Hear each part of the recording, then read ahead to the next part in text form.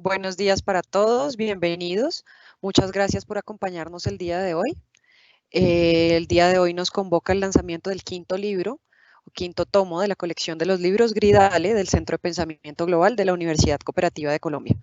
Los saludamos a todos de manera especial y de manera especial a los docentes, investigadores, autores, editores del libro y todas las personas que se conectan y nos acompañan en directo el día de hoy. Gracias por aceptar nuestra invitación a este lanzamiento del libro, Pertinencia y Convergencia de la Integración Latinoamericana en un contexto de cambios mundiales. Este libro se compone de 10 capítulos escritos por diferentes autores nacionales e internacionales y fue editado por los doctores Edgar Vieira y Alberto Hurtado. Para dar apertura oficial a este evento, invitamos al doctor Edgar Vieira Posada, director del Centro de Pensamiento Global de la Universidad Cooperativa de Colombia, coeditor y autor de uno de los capítulos que nos convoca el día de hoy. El doctor Vieira es doctor en estudios latinoamericanos por la Universidad Sorbona de París III, magíster en Relaciones Internacionales de la Javeriana de Bogotá, especialista en desarrollo económico en París y economista por la Universidad de Medellín. Tiene una amplia experiencia profesional en cargos tanto públicos como privados de organismos, gremios y empresas nacionales e internacionales en comercio exterior e integración. Tiene experiencia de 6 años como jefe del Departamento de Comercio en la Junta del Acuerdo de Cartagena en Lima y actualmente es el director del Centro de Pensamiento Global CEPEC de la Universidad Cooperativa de Colombia. Adelante, doctor Vieira. Muchas gracias, Fernanda, y muy buenos días para todos. Agradecemos muchísimo su interés en acompañarnos en esta presentación de este quinto tomo de la colección Gridale. Como muchos de ustedes sabrán, ya llevamos más de 3 años en este esfuerzo de un grupo de reflexión sobre la integración y el desarrollo en América Latina y Europa, en donde en paralelo al primer congreso hecho en Bogotá en el 2018 y el segundo que se iba a hacer este año en Buenos Aires y que quedó prorrogado para marzo del año entrante, se ha venido haciendo un esfuerzo también para que el grupo justamente trascienda con reflexiones y con análisis alrededor de la problemática de la integración latinoamericana. Y eso lo hemos logrado teniendo ya, como ven, ya un quinto libro publicado. El primero correspondió a un proyecto de investigación adelantado entre académicos del CEPEC de la Universidad Cooperativa de Colombia y de la Universidad de los Andes de Venezuela, de la ULA, en el cual se hizo, en Repensar la Integración, un análisis de caso comparando la situación de Mercosur con el de la Alianza del Pacífico. Este quinto libro corresponde también a una línea de investigación formal registrada y aprobada por Colciencias, en la cual además de personal del CEPEC de la Cooperativa de Colombia y de la ULA Venezuela, tuvimos también entonces la participación de el exterior, tanto de México a través de la UNAM con José Briceño, Centroamérica en El Salvador con Juan Carlos Fernández. Tuvimos la participación en Argentina de la Universidad Nacional de La Plata a través de 2 que participaron con su capítulo, que ahora también presentaremos. O sea que tenemos una ampliación y una figuración de la participación en estas investigaciones. Pero mucho más está en los tomos 2, 3 y 4, porque los tomos 2, 3 y 4 tienen la característica de corresponder a unas primeras ponencias presentadas en el Congreso del 2018, que fueron aumentadas como documentos investigativos a capítulos de libros que dieron para los tomos 2, 3 y 4, donde tenemos una amplísima participación de integrantes del Gridale, tanto de países latinoamericanos como de países europeos. Hoy estamos entonces para comentar y discutir alrededor del quinto tomo. Quinto tomo, cuyo título de pertinencia y convergencia de la integración latinoamericana en un contexto de cambios mundiales? Responde, creo, sobre todo sus dos palabras claves de pertinencia y convergencia a dos elementos sustanciales del momento que atraviesa la integración latinoamericana. Todos somos conscientes de la enorme crisis, de la parálisis que rodea hoy los procesos de integración, tal vez con excepción del proceso centroamericano del SICA, que sería el que mejor avanza. Los procesos, al menos de Sudamérica, realmente atraviesan una parálisis y unas divergencias, una ideologización que separa además y opone las miradas y los puntos de vista de manera muy complicada y preocupante. Por eso, en esta investigación hecha para este quinto tomo, se quiso relevar dos elementos fundamentales. Pertinencia, que responde, entre otras, a uno de los grupos de trabajo del GRIDALE, que es validar hoy, a estas alturas, la integración. Se justifica la integración en el siglo XXI, se justifica la integración latinoamericana a pesar de sus dificultades. Eso es un elemento que se ha venido trabajando claramente dentro del GRIDALE y que responde justamente a darle apoyo a cualquier idea o propósito de relanzamiento de la integración latinoamericana. Y validando la pertinencia, hay que pensar en una convergencia. Algunos, porque no todo el mundo va a tener que pensar igual, podrán considerar que hay mucha dificultad justamente en un entorno tan difícil de pensar en converger. Pero es que no se trata de una acción de corto plazo. Una acción de converger es una acción a desarrollar a corto, a mediano y a largo plazo. Pero lo importante es que para romper la parálisis de la integración latinoamericana se disponga de un plan de acción, de una mirada a futuro, de una identificación de unos temas fundamentales en los cuales se pueda trabajar dejando de lado el problema de ideologización que hasta ahora ha acompañado a América Latina.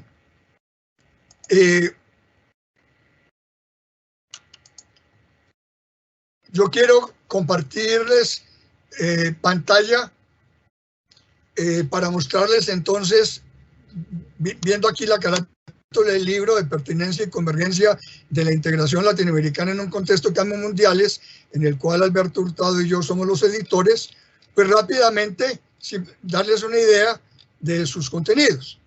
Un primer capítulo, que enseguida voy a referirme a él, de la parte histórico-institucional para la convergencia. Un segundo capítulo de José Briceño de la UNAM en México, en el cual José tiene sus preocupaciones de que el contexto actual tan difícil pues puede dificultar bastante esa convergencia. Un tercer capítulo y un cuarto capítulo, que son dos orientados a los temas de armonizaciones de políticas, tema fundamental para ir más allá de lo meramente comercial y darle mucho más fondo y profundidad a la integración latinoamericana haciendo armonizaciones de políticas. Un quinto capítulo sobre el papel del empresariado latinoamericano, actor fundamental para que cualquier propuesta de la academia se pueda materializar y llevar a cabo, desarrollado por Rita Giacalone, que nos acompaña en este conversatorio y que nos va ahora a comentar su capítulo. Un sexto capítulo sobre el tema de la institucionalidad, que ha sido uno de los problemas de la integración latinoamericana, tratado desde Venezuela por la ULA, por Marlene Bustamante y Javier Francisco Sánchez.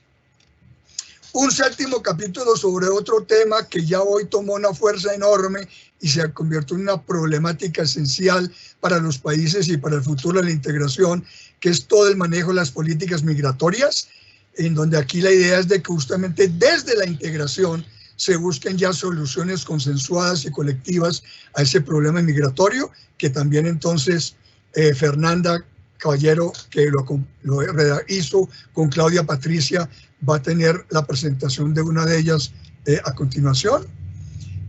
Un octavo capítulo en que nos acompañó Rita Gajate de La Plata, que está ahora en la Universidad Católica de La Plata, sobre los aspectos institucionales de la posible convergencia entre Alianza del Pacífico y Mercosur, convergencia de esos dos procesos analizadas también en el noveno capítulo por ya de la Universidad Nacional de La Plata, pero del instituto que maneja Noemí Mellado, con Luis Antonio Toro y Martín Tetaz, analizando la problemática de una convergencia fiscal.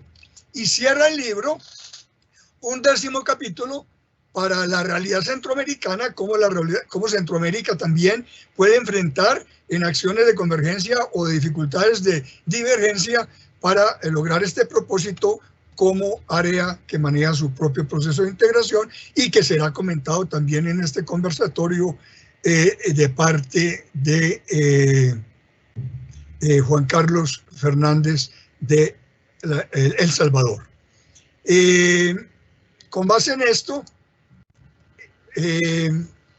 tenemos entonces ahora una pequeña reflexión que quiero hacer alrededor de mi capítulo.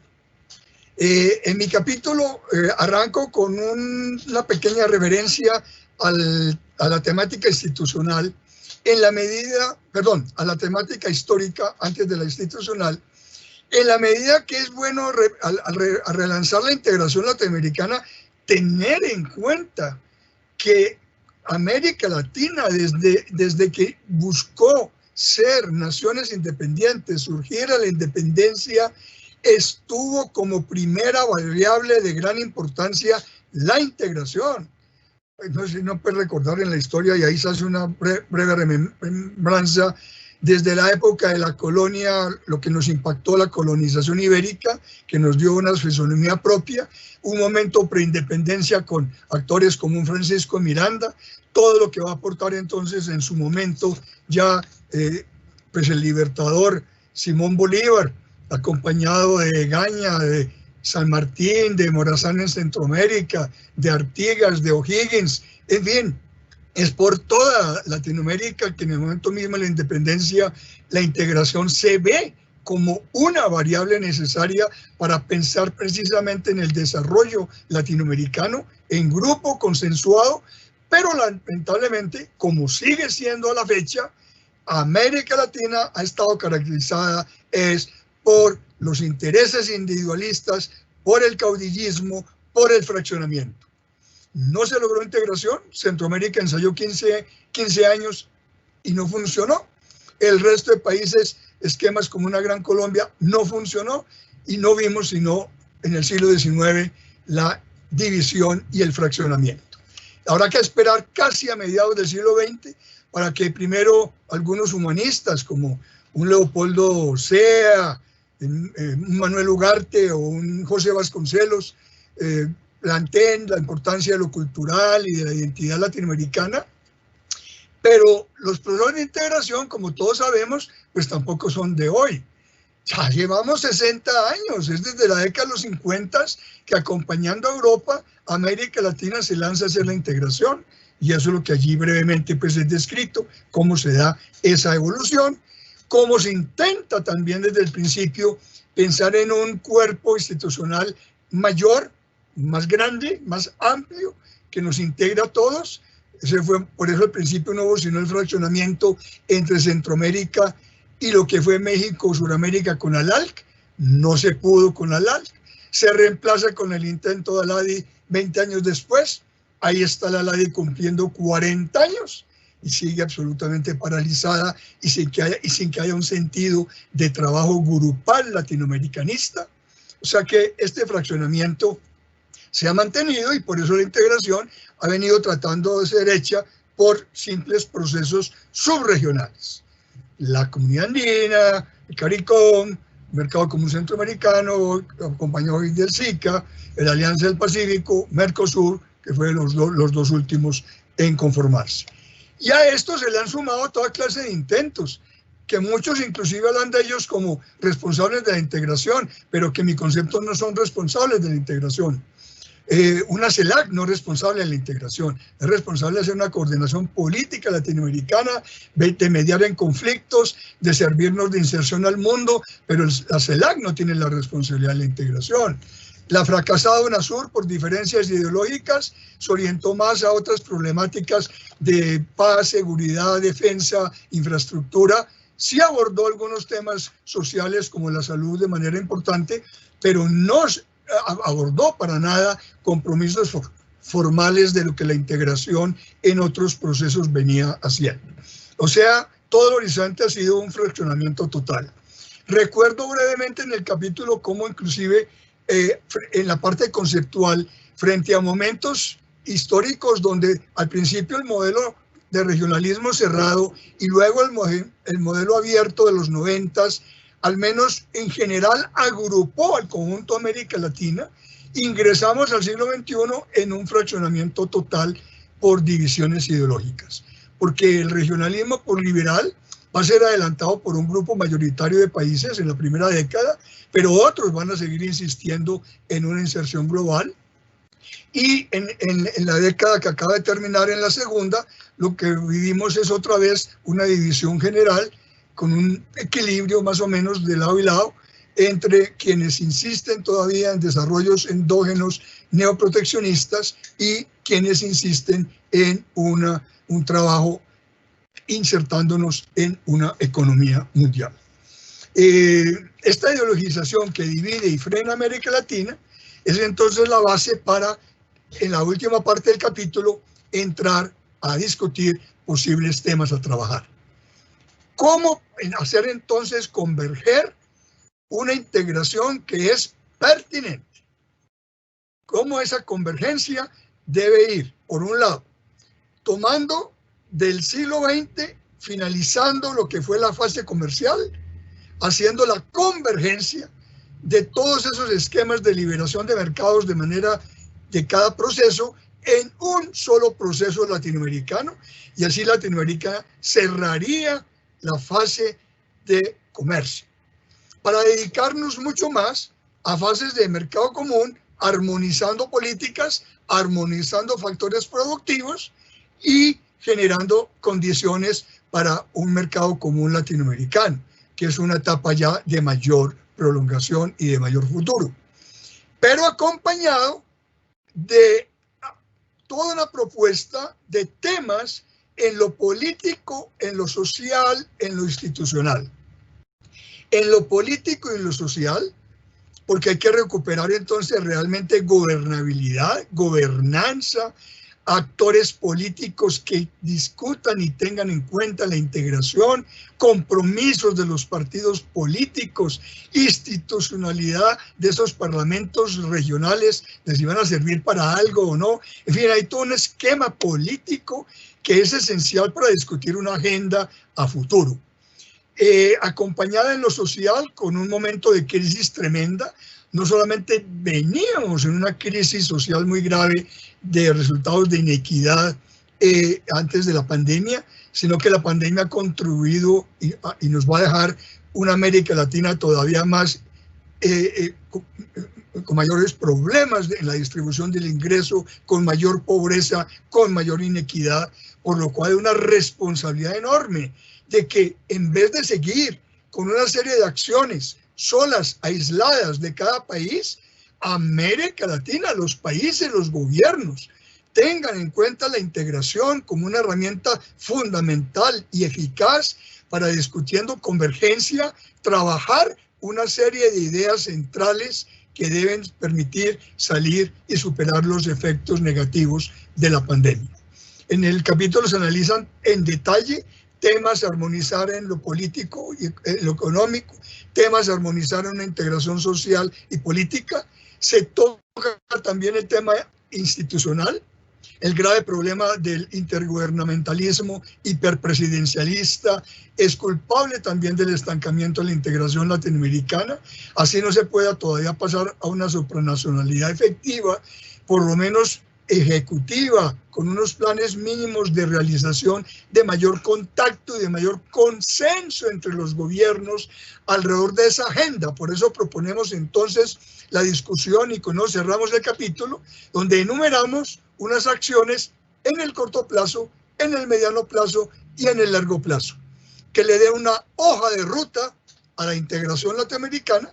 En el corto plazo, acabando de hacer la convergencia comercial, ahí proponemos, por ejemplo, que la LADI en estos 40 años asuma su compromiso y si hubiere voluntad política, hasta se le podría dar a la LADI la responsabilidad de coordinar ese plan de relanzamiento de la integración latinoamericana en llave con el SICA, lo que permitiría inclusive eliminar organismos. Yo planteo eliminar tanto organismo subregional, que ahora que vamos a estar escasos de recursos económicos, no seguir gastando el dinero sin sentido. Entonces concretar por los gobiernos una LADI que funcione, un SICA que funcione, cierre de procesos que ya no son necesarios, agenda de trabajo con medidas en el corto plazo, en el mediano plazo teniendo ojalá al 2030 un mercado latinoamericano y a largo plazo propongo insistir en la idea de los años 90 de tener un marco institucional latinoamericano como buscaron los libertadores, concretando una CLAN, una comunidad latinoamericana en naciones, con Cuba y Dominicana de habla española del Caribe y con todos los países de habla española y portuguesa de la América Latina. Esa es entonces mi presentación del capítulo. Muchas gracias y ahora nos volvemos a ver. Doctor Vieira, muchas gracias por su intervención. A continuación, algunos de los autores que participaron en este libro harán su intervención, al igual que el doctor Vieira nos presentarán el contenido de sus capítulos. Cada uno de ellos contará con 10 minutos para realizar su intervención. Iniciaremos estas presentaciones con la intervención de la doctora Rita Iacalone, autora del capítulo La posición de los empresarios frente a la propuesta de convergencia Alianza del Pacífico Mercado Común del Sur en los años 2014-2018. La profesora Rita es doctorada en Historia de la Universidad de Indiana, profesora titular de la Facultad de Ciencias Económicas Sociales de la Universidad de los Andes de Venezuela, ULA, e investigadora asociada del Centro de Investigaciones Latinoamericanas de la Universidad de Calgary, Canadá. También ha sido profesora invitada es profesora invitada del Instituto de Integración Regional de la Universidad de La Plata en Argentina y del Centro de Pensamiento Global de la Universidad Cooperativa de Colombia. Los dejamos entonces con la intervención de la profesora Rita. Profesora Rita, adelante. Buenos días a todos. Espero que me escuchen. Agradezco la oportunidad que me brindan esta mañana el CEPEG y la editorial de la Universidad Cooperativa de Colombia para compartir con ustedes algunos aspectos de mi capítulo en el libro editado por los doctores Edgar Vieira y Alberto Hurtado. Cuando en el año 2014 los gobiernos de Brasil y Chile propusieron un proceso de convergencia entre la Alianza del Pacífico, AP, y el Mercosur, esto se dio, volvió a poner sobre el tapete una discusión que no es nueva. Existían previamente otras propuestas de convergencia en la región. Lo que es importante destacar en este caso es que la propuesta actual, si llegara a realizarse, implica la eliminación de barreras comerciales de todo tipo entre países latinoamericanos que representan el 88% del PIB nominal latinoamericano y que entre ambos grupos se reparten respectivamente 62 y 35 de las 100 principales multilatinas, o sea, de las empresas más grandes de la región. Asumimos en nuestro capítulo la convergencia como un proceso de acercamiento y cooperación entre acuerdos regionales que no necesariamente obliga a la firma de un nuevo tratado entre ellos. Es obvio que un tratado tendría mucho más valor, sería positivo, pero en la práctica, por lo menos desde la perspectiva de los empresarios, lo más importante es llevar a cabo acuerdos que faciliten la utilización de las preferencias comerciales que estos países ya se han otorgado bilateralmente en el marco de acuerdos de complementación de la ALADI. En este sentido, lo que buscan los empresarios es una convergencia pragmática, una convergencia para las actividades concretas del día a día de las empresas. Y esto está bastante reflejado, o sea, bastante incorporado en los grupos de trabajo que se establecieron en el año 2018 dentro del Plan de Acción para la Convergencia. La propuesta se da en un contexto en el cual, luego de un aumento bien grande de los flujos de comercio sur-sur, debido a la demanda fundamentalmente de China y otras economías emergentes, esta demanda ha vuelto a caer y esos flujos han disminuido considerablemente. Esto plantea entonces la necesidad de revitalizar el comercio como forma de volver a tener un cierto dinamismo y facilitar el desarrollo económico de la región. Ahora bien, con ese trasfondo es indudablemente difícil predecir cuál será el futuro de la integración, pero resalta desde la perspectiva empresarial que hay ciertas medidas que están relacionadas con la convergencia y que es imprescindible tomar.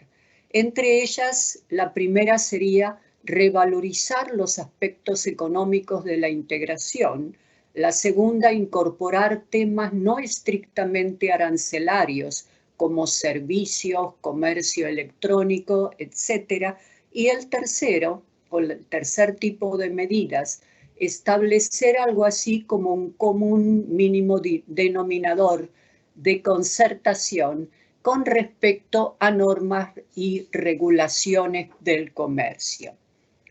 En esa línea, la convergencia contó y cuenta con el apoyo empresarial y porque sobre todo desde su punto de vista, las normativas o las diferencias regulatorias constituyen costos adicionales para aprovechar las preferencias comerciales que ya están otorgadas en los tratados existentes. En mi capítulo se explora la posición de los empresarios a partir del análisis de su discurso. El análisis del discurso es una herramienta metodológica que nos permite entender cuáles son sus razones para posicionarse frente a la convergencia y también cuáles son esas posiciones. En este sentido, es importante destacar qué razones los llevan a hacerlo, o sea, por qué la sustentan.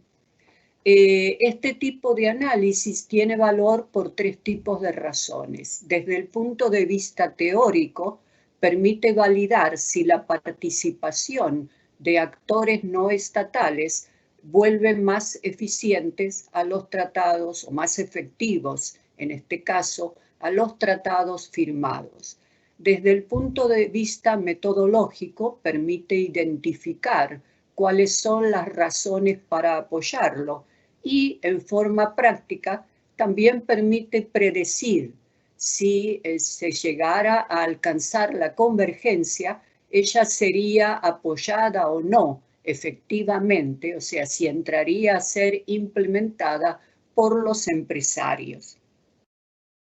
Desde 2014 a 2018 lo que destaca es sobre todo lo que más avanzó fue la micronegociación entre AP y Mercosur. ¿Qué es la micronegociación? Pues parafraseando lo que dicen los empresarios, es la integración silenciosa o espontánea que se da día a día a través de la acción de las empresas, por ejemplo, de las multilatinas que invierten en otros países de la región.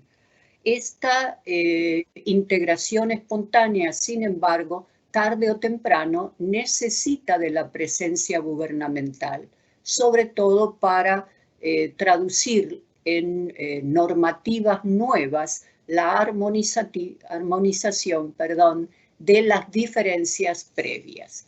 En este sentido, sin embargo, los empresarios critican la negociación gubernamental porque consideran que tiende a ser maximalista, o sea, los gobiernos tienden a poner sobre la mesa de discusión todos los grandes temas al mismo tiempo, mientras que a los empresarios les interesa mucho más la fase operativa de la negociación, o sea, la implementación de esta micronegociación de aspectos concretos y pragmáticos que pueden aplicarse a corto plazo y que desde su perspectiva no exigen o no afectan ni la naturaleza política de los gobiernos, ni los objetivos de su política económica, ni tampoco sus estrategias de desarrollo.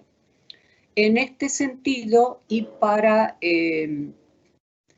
concluir, porque hay mucho que decir, pero sin entusiasmo no vamos a terminar en 10 minutos. Para concluir, quiero recalcar que tanto los empresarios de la AP como los del Mercosur, que tienen sus diferencias, no coinciden en todo, sin embargo, están de acuerdo en un aspecto muy importante. Y ese aspecto es que en un contexto económico negativo, tanto global como regional, como a nivel de las naciones individuales, la cooperación se hace más que nunca necesaria y urgente. Y ese es quizás el mensaje más importante que transmite su discurso. Y muchas gracias por su atención. Profesora Rita, muchas gracias. Como siempre, un placer contar con su participación en nuestros eventos. A continuación, tenemos la participación de la profesora Claudia Sacristán, con quien trabajé en coautoría en el capítulo Pertinencia de Políticas Migratorias en la Integración Latinoamericana. Claudia es doctora en Economía Social por la Universidad de Valencia, en España, magíster en Cooperación al Desarrollo y Economía Social por la misma universidad, magíster en Teoría Económica y economista de la Universidad Nacional de Colombia. Se graduó, de la cual actualmente es profesora e investigadora de la Facultad de Ciencias Económicas y Administrativas y investigadora también del Centro de Pensamiento Global de la Universidad Cooperativa de Colombia. Fernanda es magíster en Análisis de Problemas Económicos, Políticos y de Relaciones Internacionales de la Universidad Externado de Colombia y economista de la Universidad Santo Tomás, actualmente especialista del Centro de Pensamiento Global y profesora invitada de la Facultad de Contaduría de la Universidad Cooperativa de Colombia. A continuación, los dejamos con la intervención de Claudia Sacristán. Adelante, Claudia.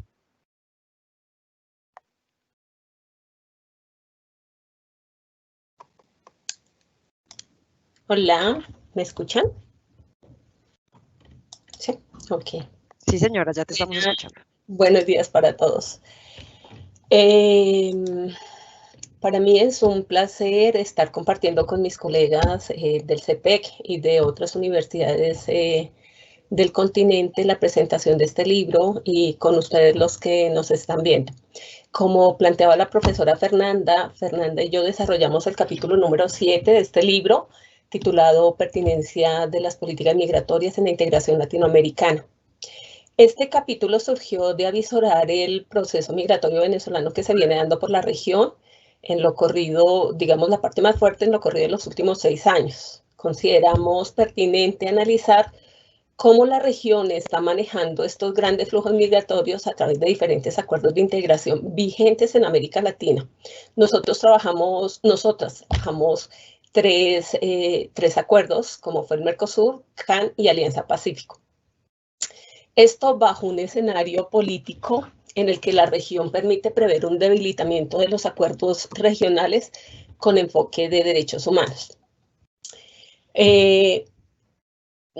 Partimos de encontrar como las convergencias de los estudiosos en tema de migraciones y encontramos pues que la migración es considerada en estas 2 últimas décadas como la era de la migración, donde muchos autores plantean asumirlo como un asunto de alta política.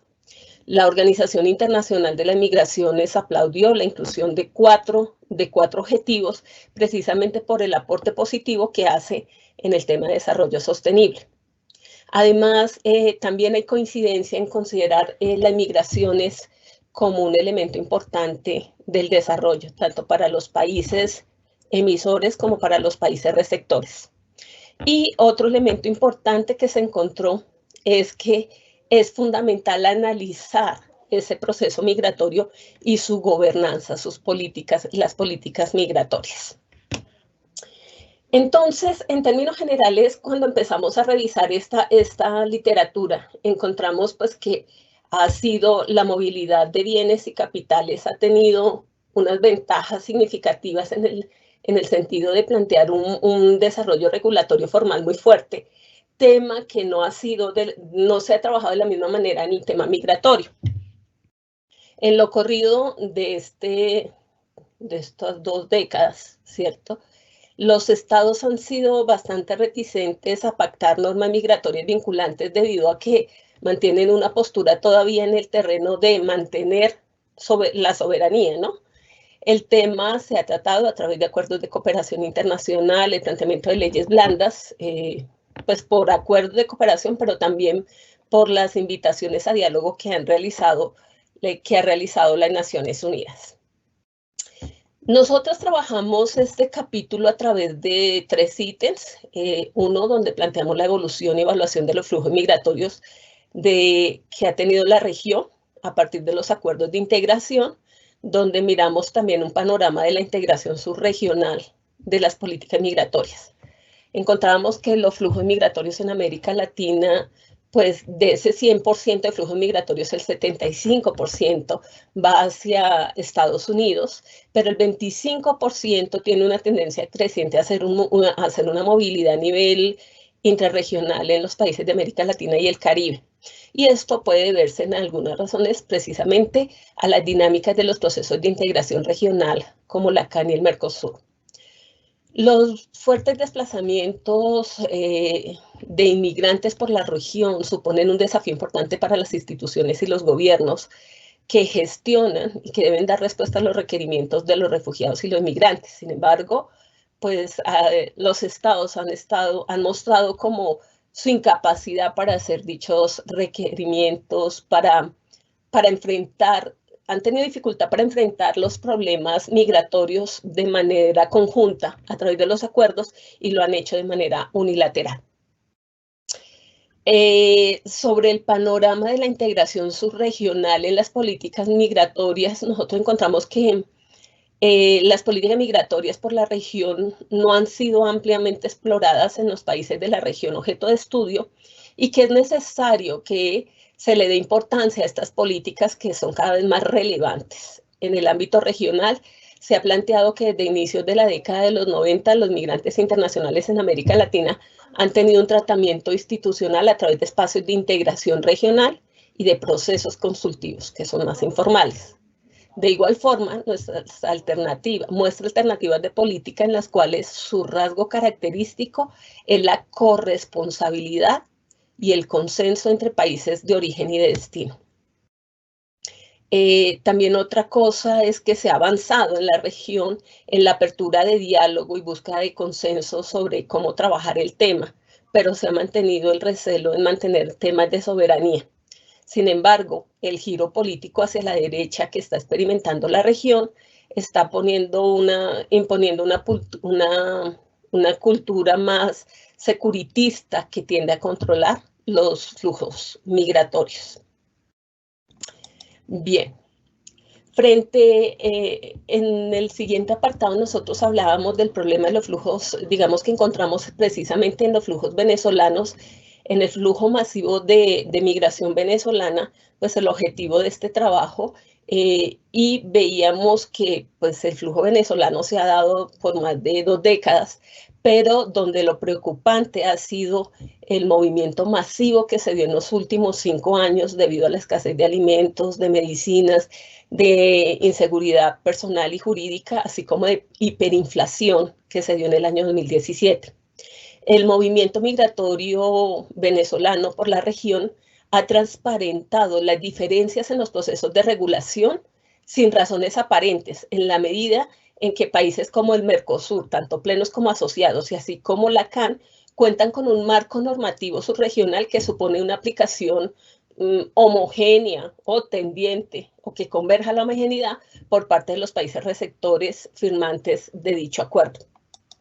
Sin embargo, en los inicios del proceso migratorio, buena parte, si bien buena parte de la respuesta regional fue precisamente de brazos abiertos a la inmigración, a esta inmigración, esto cambió, ¿cierto? En los últimos 5 años, precisamente por la gran oleada de personas que en corto tiempo pues, llegaron a todos nuestros países, y esto le asignó una gran importancia a las políticas domésticas. El Mercosur hizo declaraciones de preocupación en torno a la crisis venezolana que estaba siendo afectada por una situación humanitaria de derechos humanos bastante deplorable.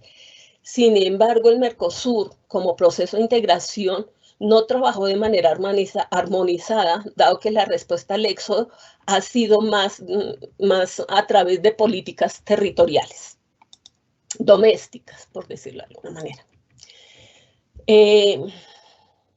Ninguno de los países de la CAN, ni de Alianza Pacífico, del Mercosur, que firmaron el acuerdo de residencia, han decidido aplicar la Declaración de Cartagena, mientras que la ONU invitaba precisamente a hacerlo por la desprotección de esta población. Esto, digamos que no se ha dado.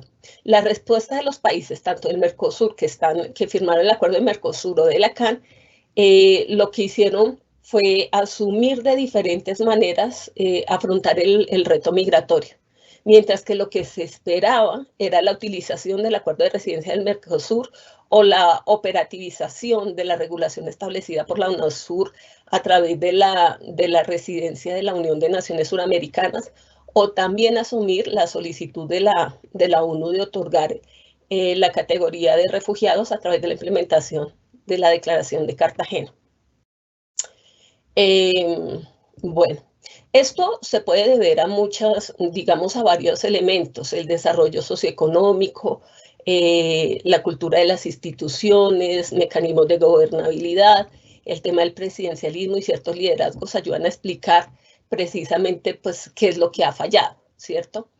Bien, entonces, ¿cómo se han atendido estas emergencias? Esto ha venido, digamos que lo que nosotros encontramos precisamente es que con la salida masiva de venezolanos, lo que se ha dado es una solidaridad y un puente entre las organizaciones internacionales en coordinación con gobiernos locales, mientras que los procesos de integración no han tomado medidas conjuntas para atender la situación de la migración venezolana.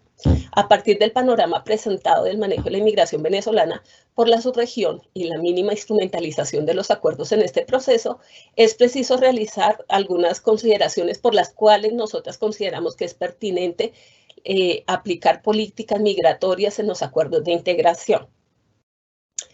Bien, inicialmente, nosotras creemos que las medidas discrecionales que han aplicado los países que han firmado los acuerdos de integración ya mencionados, que cuentan con políticas migratorias, tienden a crear nuevos instrumentos en vez de utilizar los ya existentes y armonizarlos con todos los países firmantes a través de su implementación y monitoreo permanente que favorezca las correcciones y los avances continuos. Las decisiones nacionales en temas de política migratoria generan ausencia de certidumbre en lo migratorio y problemas de articulación entre las nuevas normas y quienes las aplican, tanto servidores públicos como a los usuarios.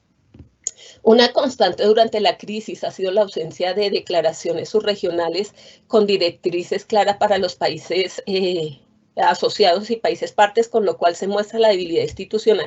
Y estos acuerdos de integración debieron dar respuesta a los cambios con lo que implicó el éxodo migratorio. Parece no ser posible gracias precisamente a varios elementos que ya mencionamos antes. Bien, quiero hacer referencia porque consideramos pertinente las políticas en materia de ¿por qué consideramos pertinentes políticas migratorias? Uno, para hacer manejable la gestión migratoria de las dimensiones que se han dado en América Latina en tan corto tiempo, digamos que se ha hecho de manera ineficaz e ineficiente porque han sido decisiones de orden nacional y de manera discrecional. Entonces es necesario dar una respuesta armonizada en el ámbito regional por medio de acuerdos de integración que puedan ir evolucionando hasta llegar a una convergencia en este tema. Pero esto implica que se realicen mediante los acuerdos ya existentes y que no en cada ocasión se empiece de cero, sino precisamente tener un acumulado y tomarlo. Se busca la armonización y la convergencia de los acuerdos en el área migratoria y es digamos, viable pensar en la fusión del tema de ciudadanía suramericana con las propuestas realizadas en UNASUR sobre la ciudadanía suramericana con el acuerdo de residencia del Mercosur. También se permite la creación, digamos que debiera ser pertinente por la creación de plataformas de información migratoria que permitan hacer la trazabilidad de los migrantes de manera que sea posible utilizar los recursos, de cada uno de los países de manera más eficaz y eficiente, al evitar la sobreutilización de bienes y servicios destinados para esta población en cada país.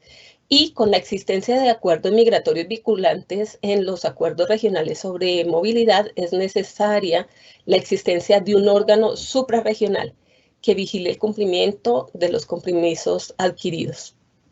En términos generales, digamos que hasta aquí hemos planteado algunos elementos del capítulo que son relevantes y que podremos ir discutiendo con ustedes en el momento en que abramos el espacio para las preguntas. Gracias.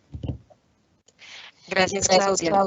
Como les mencionó Claudia, pueden registrar sus preguntas por escrito y al final de la sesión daremos un espacio de 10 a 15 minutos dependiendo de cómo vayamos de tiempo con las presentaciones para resolver sus dudas. Continuamos a continuación con el doctor Juan Carlos Fernández, autor del capítulo Centroamérica, pertinencia de su proceso de integración y convergencia, divergencia hacia la integración latinoamericana. Juan Carlos es candidato a doctor en educación por la Universidad Internacional Iberoamericana de México. Es magíster en integración latinoamericana por el Instituto de Integración Latinoamericana de la Universidad Nacional de La Plata en Argentina, gracias a una beca otorgada por la Organización de Estados Americanos, y es magíster en Administración Pública por la Universidad Dr. José Matías Delgado, de El Salvador, y licenciado en Economía por la misma universidad. Adelante, Juan Carlos. Hola, buenos días. Muchas gracias, Fernanda. Quiero primero expresar mi más sincera felicitación al equipo del CEPEG, liderado por el doctor Edgar Vieira, y que bajo su liderazgo también el Gridale se está consolidando como uno de los principales grupos de pensamiento en materia de integración regional, con excelentes resultados. Prueba de ello es este quinto volumen de una colección Gridale que se está presentando. Así que mis más sinceras felicitaciones y por supuesto agradecer la invitación a ser parte de este equipo. En mi capítulo abordo la pertinencia del proceso de integración centroamericano y la convergencia o divergencia hacia la integración latinoamericana. En Centroamérica hemos estado observando en los últimos años una serie de cambios importantes que están demostrando un agotamiento del modelo político y social que ha estado imperante en los últimos 30 años, y eso ha significado una especie de deriva teórica y cierta orfandad ideológica, principalmente por dos elementos. El primero de ellos es el colapso del socialismo del siglo XXI, muy en boga en Centroamérica en la primera década del presente siglo, y por otra parte las posturas de la presidencia de Donald Trump, que han descolocado un poco los servicios exteriores de Centroamérica, en cuanto a que Estados Unidos siempre ha sido el faro hacia el cual la región ha puesto su mirada, y en este caso las políticas proteccionistas y de aislamiento de Donald Trump generan impactos negativos en la región, no solo en cuestiones económicas, sino que también y sobre todo en aspectos sociales, afectando, por ejemplo, la migración y las remesas, que son de gran importancia para las economías locales. Evidentemente, también estamos observando una recomposición o un replanteamiento ideológico entre los gobiernos centroamericanos, que están generando un fuerte estrés al proceso de integración, y que es lo que yo trato de abordar en el capítulo. Evidentemente, Centroamérica ahora enfrenta una serie de problemas que son comunes y que los estados de manera individual son incapaces de resolver, y ese es uno de los elementos fundamentales sobre los cuales baso mi tesis en afirmar que la pertinencia del proceso es ahora más importante que nunca, a pesar de las problemáticas que enfrentamos. Problemáticas que están relacionadas, por ejemplo, con la credibilidad social hacia las clases políticas gobernantes, que están sumamente desprestigiadas, y eso ha venido o ha derivado en cambios importantes o en el rompimiento de esquemas propios de la Guerra Fría, que han llevado a cabo o que han derivado en cambios políticos o de gobiernos importantes. Lo hemos visto en el caso de El Salvador, por ejemplo, que un nuevo gobierno ha roto la hegemonía que durante 30 años tuvieron dos partidos políticos. Obviamente esa baja credibilidad también se observa frente al proceso de integración regional, que aún no ha logrado conectar con la ciudadanía en general. Después abordaré un poco más el tema. Estamos enfrentando una débil gobernabilidad. Los casos de corrupción están surgiendo y salen a la luz de manera muy seguida en toda la región, y eso evidentemente pone al límite la institucionalidad de la región para enfrentar este flagelo que, en lugar de disminuir, parece que se está aumentando, y ahora en la pandemia hemos visto casos de corrupción muy serios en cuanto a la gestión de la misma. Por supuesto, esto viene de la mano también de bajos niveles de desarrollo social y económico, y otros impactos como el cambio climático, si consideramos que la región es altamente vulnerable a los efectos del cambio climático, y otras variables como narcotráfico, migración y la inseguridad ciudadana. En ese aspecto, en mi capítulo quiero abordar desde tres puntos esta temática. La primera de ellas es la vigencia de la pertinencia de la integración económica centroamericana y cómo hemos observado una escasa convergencia con el resto de América Latina y el Caribe. Para nadie es un secreto que la integración centroamericana, los principales logros que puede sustentar se encuentran en materia económica. Ha tenido un enfoque más comercial y economicista, a pesar de que en años recientes nuevos temas fueron incorporados en la agenda del proceso de la integración.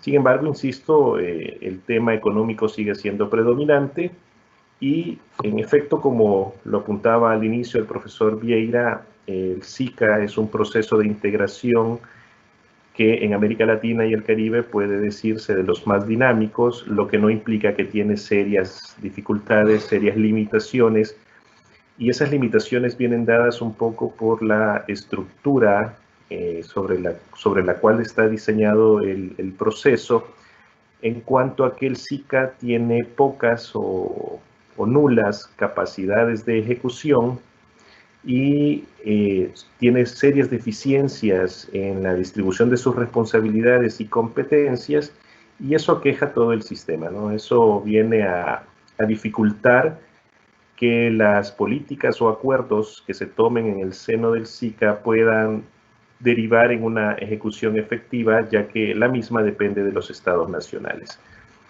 Sin embargo, como decía, la pertinencia económica se mantiene. El SICA tiene un comercio intrarregional muy dinámico si se le compara con otros procesos de integración regional. Para todos los países, sin excepción, el mercado centroamericano es o el primero o el segundo en importancia en sus exportaciones. Obviamente está entre Estados Unidos y el mercado centroamericano. Ese siempre ha sido el objetivo o el destino de las exportaciones de la región, y eso hace que sea sumamente pertinente que los flujos del comercio puedan mantenerse vigentes para generar desarrollo económico. Evidentemente, estos flujos comerciales requieren de que no haya tanto obstáculo en el comercio, y ahí es donde quiero resaltar que ha habido recientemente un rol más positivo del SICA, que en casos muy particulares en los que los flujos comerciales se han visto interrumpidos por problemas en alguna frontera, hemos tenido una intervención directa del sistema de la integración para resolver esos problemas, así que ese es un aspecto positivo que debemos resaltar.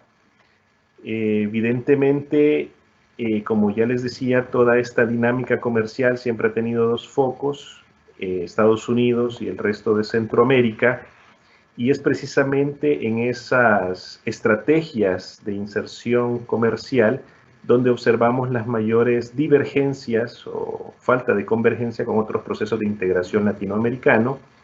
Y es que si analizamos el histórico de los acuerdos comerciales que Centroamérica impulsó, solo se llevó a cabo con Colombia, Perú y Chile en América del Sur, acuerdos comerciales.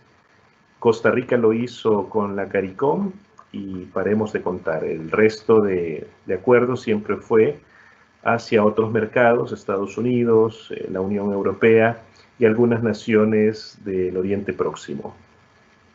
Así que la vinculación en realidad hacia América del Sur quizás obtuvo el mayor pico cuando el ALBA estaba en su apogeo, que fue también un periodo histórico político en el cual en Centroamérica algunos países tuvieron gobiernos de corte progresista, lo que facilitó los acercamientos con el ALBA, pero por razones que todos conocemos, el ALBA no ha estado funcionando, ha estado estancado, y eso ha generado un desequilibrio ideológico en la región.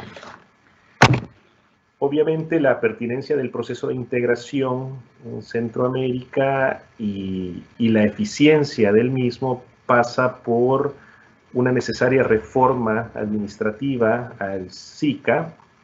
La pertinencia de la integración en sí no se encuentra cuestionada en Centroamérica, mas sí se encuentra cuestionado cómo funciona el sistema.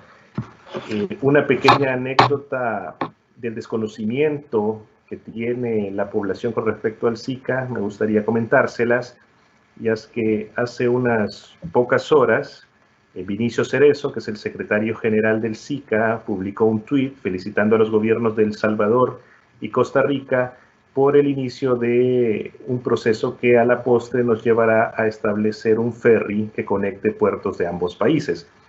Las reacciones de los internautas están concentradas en dos elementos fundamentales.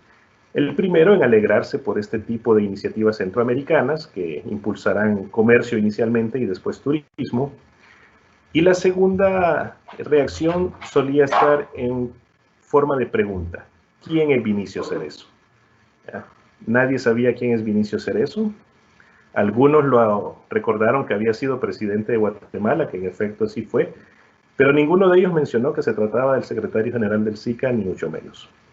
Entonces el SICA aún tiene mucho trabajo que realizar para que las actividades que realiza conecten con la ciudadanía.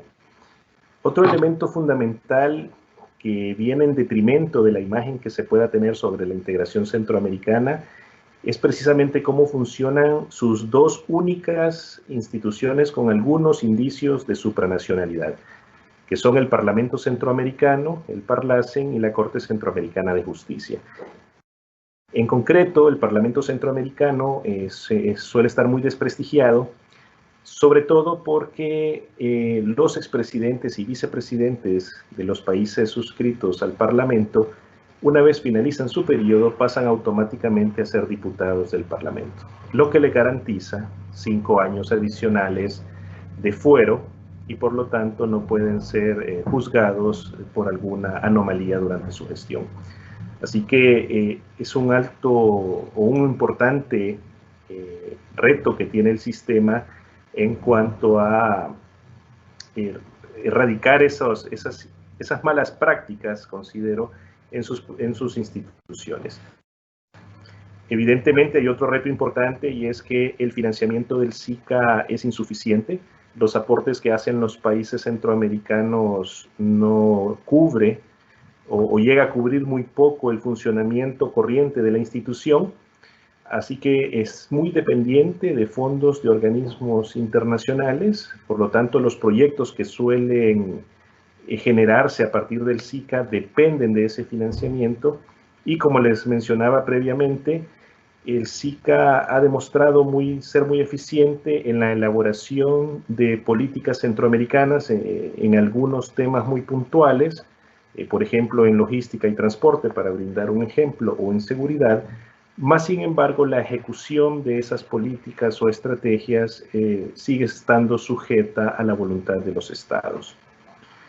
Y el nuevo reto que enfrenta el sistema en su interior es precisamente las nuevas divergencias existentes entre gobiernos nacionales. Por ejemplo, a la tradicional divergencia que existe entre Nicaragua y Costa Rica, ahora sumamos nuevas divergencias en el Triángulo Norte, conformado por Guatemala, El Salvador y Honduras, que tradicionalmente es la región más dinámica en temas de integración. Ahora el gobierno de El Salvador, por ejemplo, ha congelado, al menos de forma no oficial, las relaciones con Honduras y Nicaragua, ya que aduce que los gobiernos de ambos países carecen de legitimidad democrática. El mismo gobierno de El Salvador está siendo cuestionado por el accionar que algunos ven con indicios de aspectos dictatoriales. Estamos observando también inestabilidad política en Guatemala, que no logra encontrar ese estado político que le permita un desarrollo natural a sus instituciones. Los casos de corrupción, como digo, están salpicando toda la región y ya hay presidentes que están o condenados o en juicios. Así que todas estas nuevas dinámicas también están poniendo con una fuerte demanda a las respuestas que se tengan desde la integración centroamericana. Creo que esos elementos están afectando enormemente cómo se está desarrollando la región, aunque quiero aclarar que sí hemos observado un mayor liderazgo con el nuevo secretario general del SICA, Vinicio Cerezo, ya que sí se observa que se quiere jugar un nuevo rol en el desarrollo de políticas públicas en Centroamérica, en la generación de bienes públicos centroamericanos. Insisto, el sistema, al ser intergubernamental, está sumamente sujeto a las decisiones de los países y se avanza o se retrocede en función de esas decisiones. En el capítulo, por lo tanto, tengo algunas conclusiones, y es que una de ellas, y en temas puntuales de la convergencia de Centroamérica hacia otros bloques latinoamericanos, quizás el mayor acercamiento que se observó fue con el ALBA, más allá de que estemos o no de acuerdo en cómo funcionaba el ALBA. Creo que ese fue el momento cumbre del acercamiento de los países centroamericanos hacia sus vecinos del sur, ya que históricamente, como repito, siempre los ojos han estado puestos en Estados Unidos y dentro de la región centroamericana. En un corto plazo y por las mismas dinámicas actuales, observo que Centroamérica mantendrá su mirada fija en Estados Unidos, muy atenta a los resultados de las elecciones de noviembre. Hay un nuevo actor en el campo, es China. China también ha estado de forma muy sistemática metiéndose en los temas centroamericanos, apoyando con infraestructuras, incorporando a la región en su proyecto de la Ruta de la Seda. Esto no ha generado ninguna simpatía de los Estados Unidos, así que es muy probable que Centroamérica se convierta nuevamente en un escenario de disputa entre China y Estados Unidos, como en su momento fue gracias a la Guerra Fría. Creo que la región está entrando en una nueva etapa de convergencia interna. Por un lado, la pertinencia de su proceso de integración en temas económicos no se encuentra en discusión. Lo que se busca es precisamente que haya una profundización, eliminar las trabas que se encuentran aún en las fronteras, ya que las fronteras centroamericanas son muy ineficientes. Ahí debe de enfocarse las actividades tanto del SICA como de los diferentes países. Pero sin embargo sí estoy observando serios deterioros en las interrelaciones políticas de los países, e incluso el tema de la pandemia ha venido a acelerar esos deterioros. Así que con eso concluyo mi participación y por supuesto abierto a las preguntas que se puedan presentar. Gracias. Gracias, Juan Carlos. Por último, contamos con la intervención del profesor Alberto Hurtado Briceño, coeditor y autor del capítulo Convergencia de Políticas Económicas en la Integración Latinoamericana. Alberto es doctor en Ciencias Humanas, con énfasis en Integración Monetaria, magíster en Economía, con mención en Políticas Económicas y economista por la Universidad de los Andes de Venezuela, ULA. También es investigador del Grupo de Estudios Económicos sobre Asia, GEA, y del Instituto de Investigaciones Económicas y Sociales de la ULA. Actualmente, Alberto se desempeña como profesor del Programa de Comercio Internacional y es investigador del Centro de Pensamiento Global de la Universidad Cooperativa de Colombia, sede Bogotá. Adelante, Alberto. Muy buenos días, muchas gracias, Fernanda.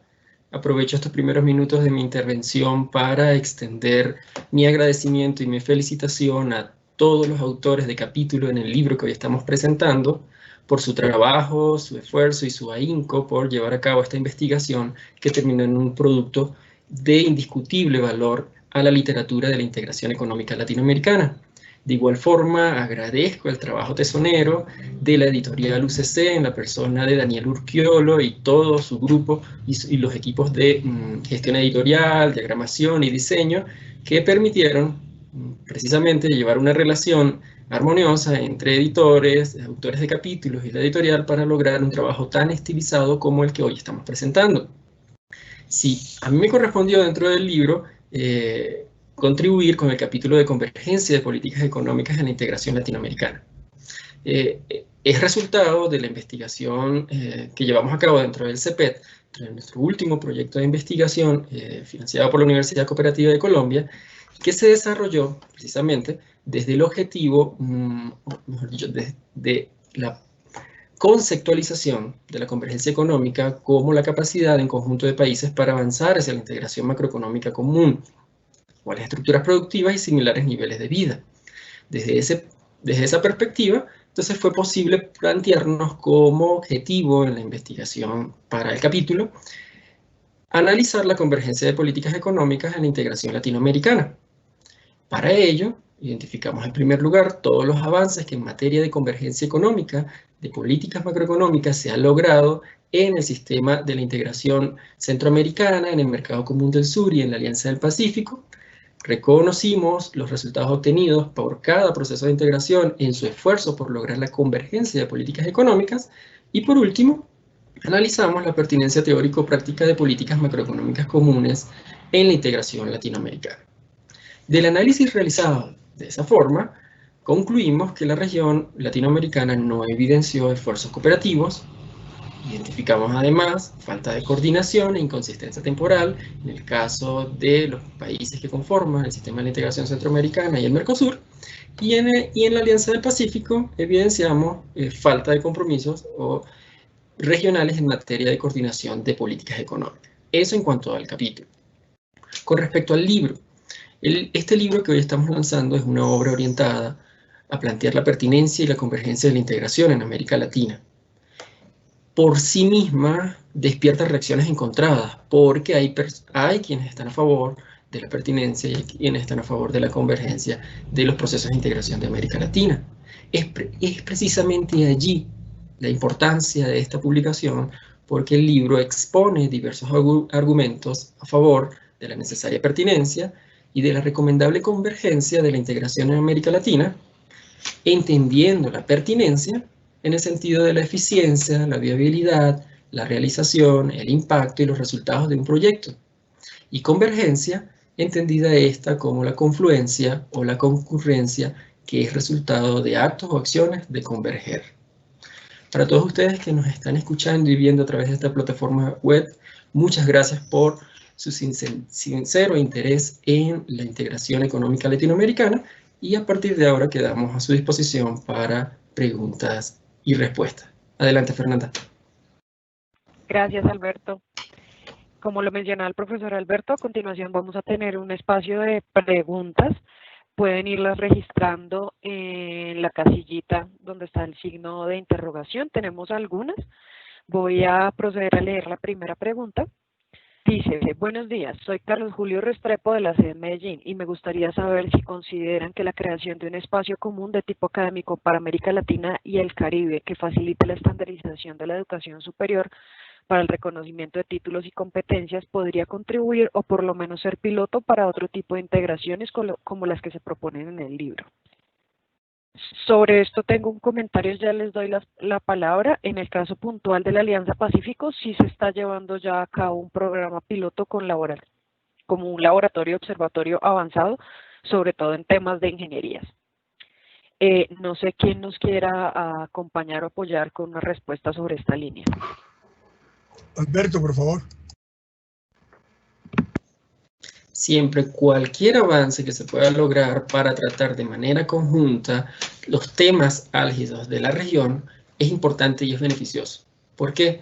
Porque consolidará una posición única regional con respecto a las necesidades propias de sus sociedades y permitirá que la región se muestre unificada con respecto al resto del mundo. Por supuesto, cualquier iniciativa acerca de la convergencia en términos del manejo de los grados, los títulos y el marco de educación superior por parte de los países latinoamericanos permitirá abonar ese terreno para uno de los grandes flujos necesarios en todo proceso de integración, el flujo de personas y de factores productivos vinculados con el trabajo, ese trabajo calificado que es necesario para potenciar las ventajas que deben desarrollar las naciones latinoamericanas para crecer, desarrollarse y lograr una adecuada inserción internacional. Gracias, Alberto. Rita, Tenemos... De acuerdo. Adelante, profe. Muchas gracias por la pregunta, muy interesante.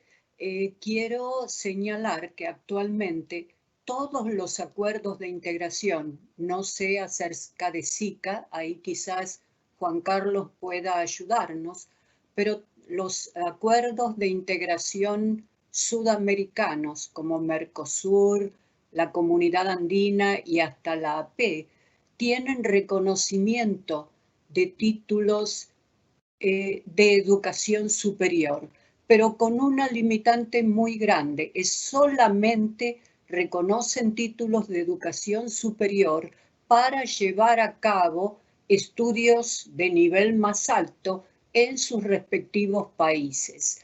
El problema está que no se reconoce en general títulos de educación superior para ejercer ciertas profesiones que están colegiadas en los países miembros de esos acuerdos. Por ejemplo, ingeniería, que es la que mencionó Fernanda. Por ejemplo, la parte de ciencias médicas es prácticamente imposible y algunas otras que ahora no recuerdo.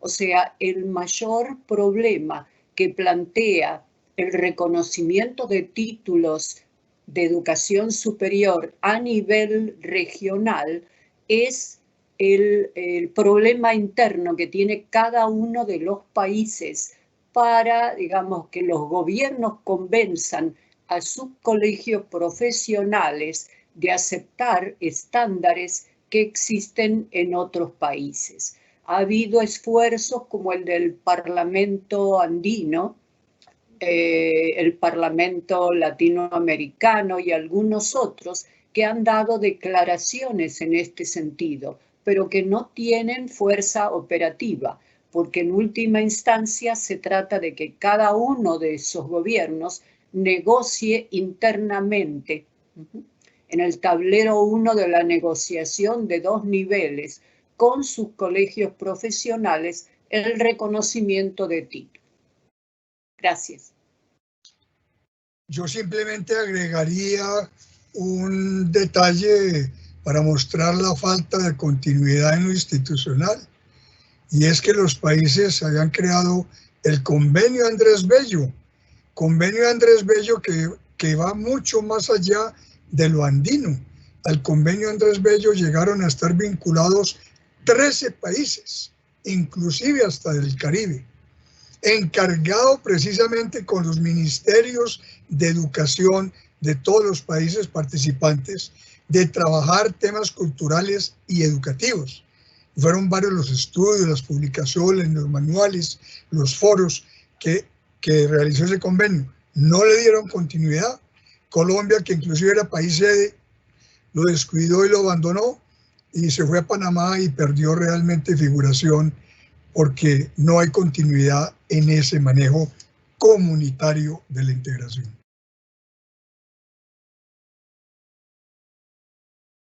Gracias, profe Vieira.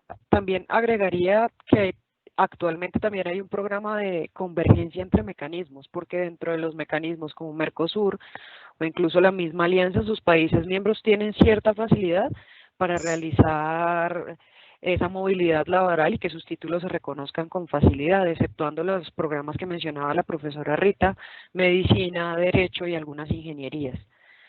Ahí está como el punto álgido. Y me gustaría, como mencionaba la profesora Rita, que Juan Carlos nos ampliara un poco el caso de Centroamérica. Gracias. En efecto, adscrito al SICA se encuentra el CESUCA, que es el Consejo de la Educación Superior en Centroamérica, que agrupa solo universidades públicas. Quizás aquí habría que hacer dos acotaciones. Por una parte, si bien es cierto, sí hay reconocimiento de títulos en el papel, en la práctica se vuelve un procedimiento sumamente engorroso en cada uno de los países. Hay algunas regulaciones que dificultan enormemente el reconocimiento de esos títulos y eso se manifiesta aún más cuando la especialidad que refleja ese título no existe en el sistema educativo nacional. Eso implica para el interesado tener que contratar especialistas que certifiquen qué carrera o qué especialización existente en el currículo nacional se parece a la que estudió en el extranjero. Así que es una cuestión más de índole administrativa, burocrática, que dificulta la situación. Evidentemente también tenemos una problemática en cuanto al reconocimiento para ejercer actividades profesionales. También es una cuestión de índole burocrática la que pone trabas en el proceso. Eso es lo que quisiera aportar al tema. Gracias, Juan Carlos. Vamos a, no sé si quieren hacer alguna adición. Continuamos entonces con la última pregunta que me parece registrada de Carlos Arcila. ¿Cómo lograr una integración política y cultural profunda en Latinoamérica que vaya más allá de un aspecto meramente comercial?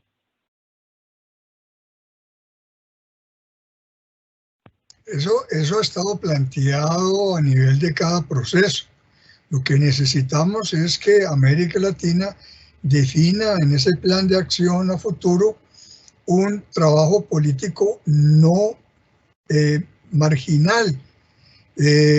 Lacan, por ejemplo, lo comercial lo trabajó en las primeras décadas 80 y 90, pero Lacan cerró siglo XX y comenzó siglo XXI con mandatos muy claros de medidas y de accionares en temas políticos y en temas sociales. Mercosur, al tener los gobiernos progresistas, le dio también mucha importancia y tuvo avances importantes en los temas políticos y sociales, tanto a nivel institucional, con participación de regiones, con participación de estados y departamentos, o sea, con participación de las ciudades, distintas formas de gobernanza, dándole juego, entre otras, no solamente a los gobiernos centrales, sino a las regiones han ensayado. Lacan ensayó también un contacto de ciudades, trabajó lo transfronterizo con problemas de fronteras entre grupos mucho más homogéneos.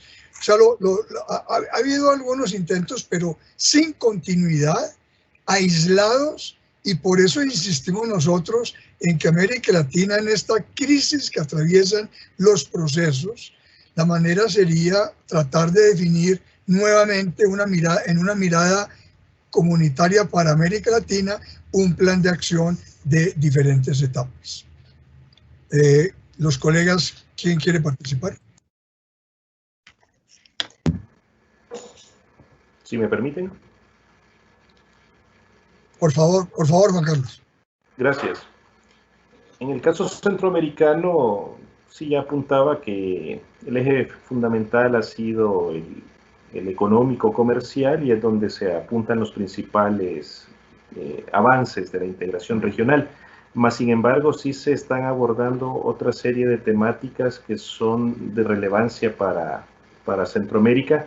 Y ahí me gustaría destacar que son los temas relativos al cambio climático, y muy recientemente se ha abordado de manera más profunda los temas de seguridad pública y seguridad a nivel regional. No olvidemos que la región es territorio de tránsito para el comercio de los estupefacientes, y los grupos delictivos como las pandillas también han funcionado a sus anchas en algunos territorios, y son grupos que suelen carecer de fronteras estatales, se pueden manejar indistintamente en los diferentes países, y eso ha reclamado del SICA la participación para establecer una estrategia conjunta. Aquí lo que estamos observando es nuevamente la dificultad de obtención de fondos para llevar a cabo esa estrategia que ya ha sido formulada. Gracias. Gracias, Juan Carlos. ¿Alguien más desea hacer una intervención? Yo quisiera, ¿me escucha, Fernanda? Sí. Sí, vale.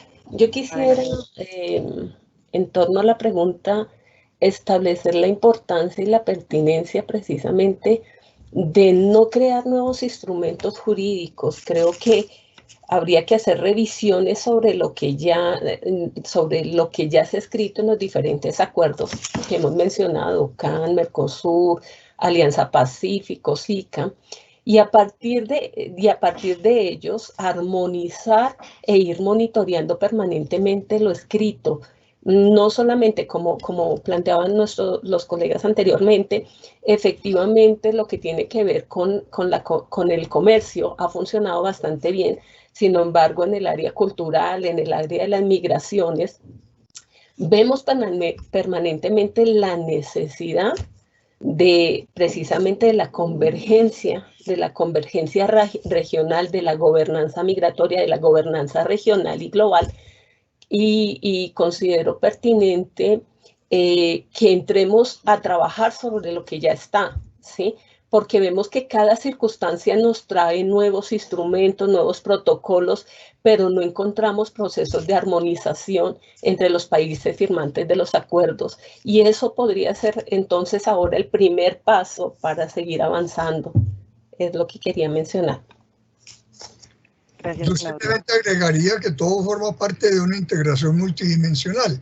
Exacto. Precisamente la crítica que se ha hecho al pasado es que unos bandos ideológicos han tratado de priorizar simplemente lo comercial, otros bandos ideológicos han querido priorizar solo lo político-social, cuando la integración no es ni lo uno ni lo otro, es todo ello, es multidimensional. Entonces es en esa multidimensionalidad que hay que trabajar en una convergencia, como dice Claudia, no seguir inventando cosas, es hacer la convergencia de todo lo que hemos trabajado de manera aislada y fraccionada, de una manera organizada en un plan de trabajo a futuro. Ese es el mensaje fundamental de este libro. Gracias. No sé si Alberto o la profe Rita quieren hacer una intervención.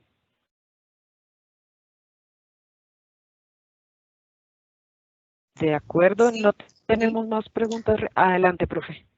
No, bueno, simplemente estoy de acuerdo con lo que señalaba Edgar.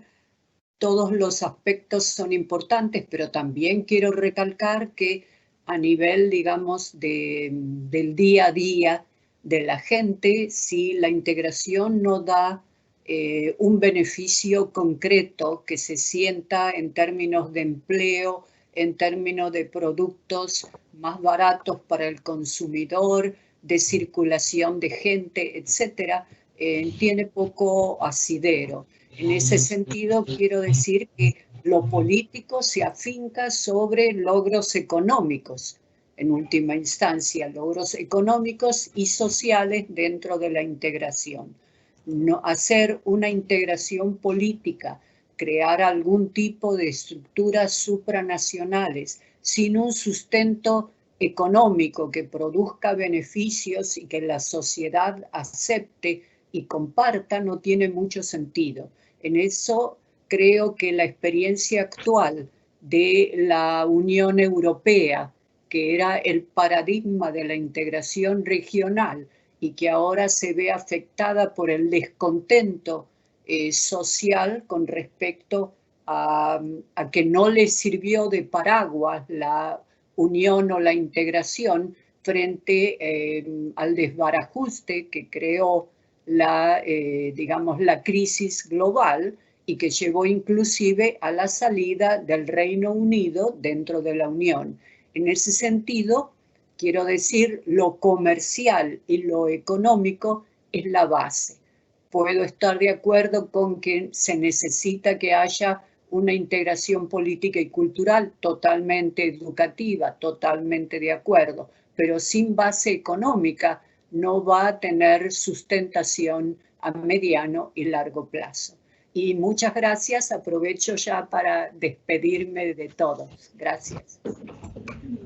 Gracias, profe. Tenemos una última pregunta de Pablo Guadarrama. En orden de prioridades, ¿cuáles son los 3 principales obstáculos para la integración latinoamericana?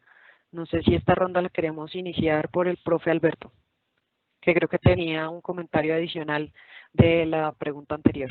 Adelante.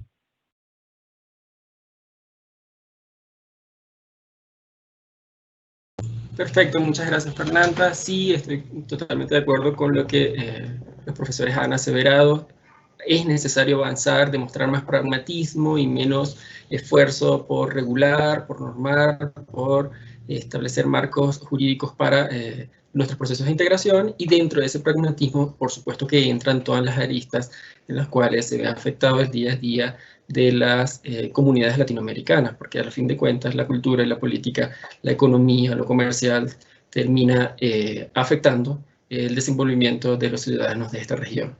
Y para enlazar con la pregunta del profesor Pablo, pienso, y pueden mis compañeros estar de acuerdo o no, que esos retos están asociados con las diferentes posiciones ideológicas que dentro de los países miembros de cada proceso de integración se enlistan en materia política, además de los objetivos y las metas macroeconómicas que cada uno en su subregión se ha propuesto, y por supuesto las dificultades que como región, como un todo, han tenido los países latinoamericanos de abandonar el discurso de reprimerización de América Latina para enfocarse en metas y objetivos de un desarrollo y un crecimiento económico a partir de la generación de valor agregado. Gracias, Alberto. De mi parte, yo agregaría a estos tres puntos rápidamente. Un primer punto sería la falta de gobernanza regional. La integración centroamericana ha sido manejada de manera totalmente centralista desde los estados y la sociedad civil está ausente. Un ciudadano europeo, bien o mal, sabe para dónde va la integración en su continente. Un ciudadano latinoamericano es extraño a la integración de 60 años que se ha tratado de construir. Sin sociedad civil incorporada es difícil que haya integración. Segundo punto sería la falta de armonización de políticas. Nos quedamos únicamente en cosas de medidas aisladas, pero mientras no se aborde en América Latina, no trabajar desde políticas nacionales, sino pasar a manejar políticas armonizadas en una integración multidimensional, la integración también será una cosa que no tendrá mayores resultados. Y por último, el tercer factor, el factor institucional. El intergubernamentalismo de la integración latinoamericana la tiene paralizada.